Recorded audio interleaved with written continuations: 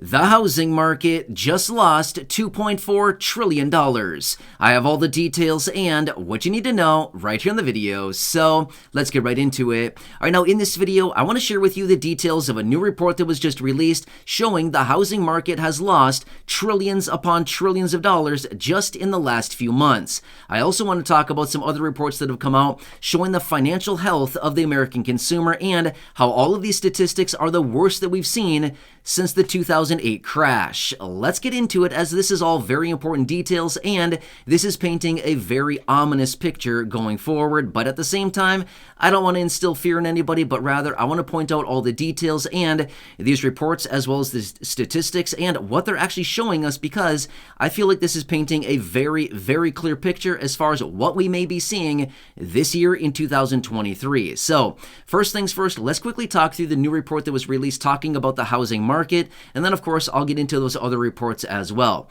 All right, so this new report was released showing that in June of 2022, the housing market topped out at peak valuation of $47.7 trillion. That's a crazy amount of money. That is unbelievable, right? $47.7 trillion is how much the housing market was collectively worth in June of 2022. However, guess what happened in the second half of 2022? Between June through the end of 2022, the housing market actually fell in valuation by $2.4 trillion down to $45.3 trillion, which is just under 5%. It is 4.9% as how much the housing market fell just in those last 6 months of last year, 2022.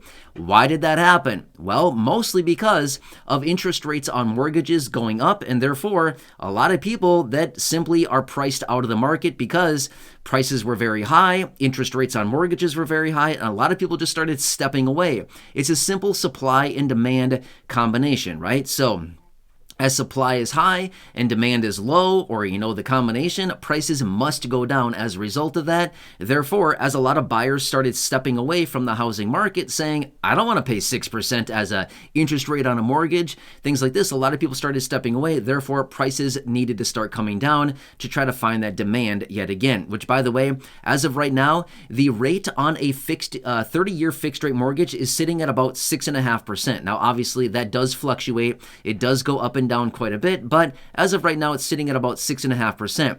However, in November of 2022, it was sitting just under 8%, at about 7.8%. So it has come down pretty substantially. And as of a few weeks ago, it was also sub 6% as well. So high 5% and a low 6%. So yes, it is fluctuating quite a bit, and it is down from the highs, but it is still very elevated considering about a year and a half ago, you could pick up a mortgage for less than 3% on a 30-year fixed rate mortgage. That's crazy, right? So we're more than double what we were a little over a year ago. So you can clearly see here that, this is still very high interest rates right now. And as a result of that, we're clearly seeing that prices are coming down. Now, this is not necessarily ubiquitous across all the entire United States. It's mostly western cities, like a lot of cities in California and a few select cities throughout different areas of the country that are coming down in price. Now, some areas are still holding strong, and prices in those areas are still holding pretty steady and have not come down a whole lot. But as a whole, across the entire country, the majority of the real estate market, the housing market across the entire country, has come down at least a couple percent across the entire country. But like I said, some areas are down far more than others. But as a result, it seems like all real estate has come down even just a little bit, even a couple percentage points. So this is something we certainly got to pay attention to going forward, with everything going on. So as a result of that, we can clearly see, oh, wait, this is, a loss in valuations of the real estate market, things like this. One other quick side note of this same report that I want to point out really quickly as well. From February of 2020 until present, the real estate market is still up $13 trillion in valuation. So you can still see it's still up a ton, right? From February of 2020 until now. So what is that? 3 years, a little over 3 years now. valuations on real estate have gone up $13 trillion. I mean, we're still way, way, way higher than what we were just a few years ago, right? Which also, quick side note, last year, by the way, in 2022, the real estate market was still up 6.5%. Even accounting for the dramatic drop in valuation through the second half of 2022, the market was still up, as in the real estate market, was still up 6.5%. So still a pretty substantial year. That is still higher than what it typically moves up on an average year, which is usually about 3 to 4% each and every year is on average with real estate. So just want to throw that out there. All right, now let's quickly talk about some other reports that are coming out and why this is all very alarming right now, because these are some of the worst numbers that we've seen since 2008. Just like with the real estate market here, again, these are the worst valuations and the biggest decreases in price, as in, the biggest collapses in price that we've seen since 2008. Now, do we all remember what happened in 2008? Well, it was the great financial crisis. The stock market was collapsing onto itself. The housing market was imploding, was basically collapsing as well. A lot of people were losing their jobs. The unemployment rate was going higher. A lot of people were losing their homes to foreclosure. It was a tough time. 2008, 2009 was a really, really tough time for a lot of people. Well, a lot of these statistics and a lot of these reports that we're seeing right now are the worst statistics that we've seen since 2008. So again, just want to point this out. Again, I'm not a doom and gloom type of person, and I'm not trying to instill those fears here in anybody, but rather I want to paint this picture for you so we can all clearly see what is actually happening here. Now, here's what else is happening. Another report that was released is showing that we are at the highest consumer debt levels in this country since 2008. $17 trillion of consumer debt in this country. This is the highest level that we've seen since 2008 as well. So we can clearly see that is not a good situation, which, by the way, incomes are not keeping up with the real cost of living. We've talked about this many times in previous videos here on the channel, but let me ask you, is your income, whatever your income is coming from, doesn't really matter. It could be a 9 to 5, it could be a side hustle, it could be a small business, you could own something, it could be a fixed income. It literally does not matter where your income is coming from. Let me ask you, is your income keeping up with the real cost of living? In other words, how much prices have increased on food, shelter, housing, utilities, healthcare, virtually everything. It doesn't matter what it is. All the stuff that we are all buying. Has our income kept up with the rapid increases in price?